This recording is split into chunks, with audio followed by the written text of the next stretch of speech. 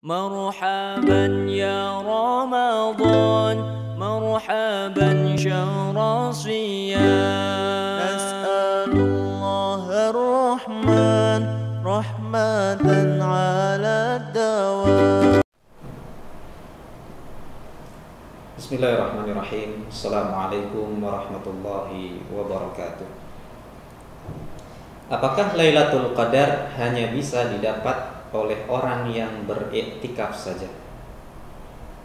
Sahabat Al-Ummah yang dimuliakan oleh Allah Subhanahu wa taala, 10 malam yang terakhir di bulan Ramadan adalah malam keutamaan, adalah malam terbaik dari malam-malam yang ada yang pernah kita jalani dalam kehidupan ini.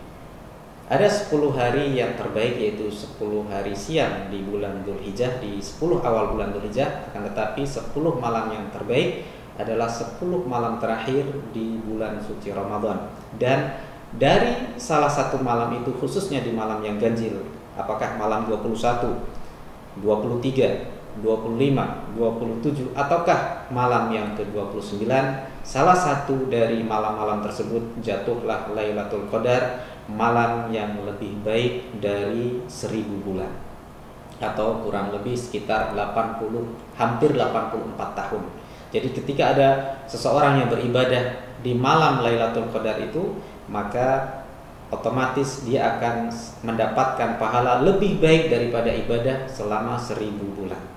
Sehingga banyak di antara kita yang berlomba-lomba untuk mendapatkan keutamaan, keistimewaan dari Lailatul Qadar tersebut, salah satunya dengan beriktikaf di masjid-masjid Allah Subhanahu wa taala. Lalu apakah datangnya Lailatul Qadar ini hanya bisa didapat dan diraih oleh orang yang beriktikaf di masjid saja? Apakah seseorang yang beriktikaf di selain masjid, misalkan iktikaf di rumahnya, itu diperbolehkan? Kemudian dia bisa mendapatkan, berhak juga untuk mendapatkan Lailatul Qadar? Dalam hal ini, iktikaf di selain masjid Allah, di rumah, itu diperbolehkan. Akan tetapi yang terbaik dan yang afdal adalah ketika iktikaf dilakukan di masjid, sebagaimana yang dilakukan dan dicontohkan oleh baginda Nabi Shallallahu Alaihi Wasallam. Bahkan istri-istri beliau pun diizinkan untuk menghadam Lailatul Qadar dengan beriktikaf di masjid Rasulullah Shallallahu Alaihi Wasallam. Ada satu kisah yang bisa kita petik dan bisa kita jadikan sebagai sandaran bahwasanya orang yang beriktikaf di selain masjid pun bisa mendapatkan keutamaan Lailatul Qadar.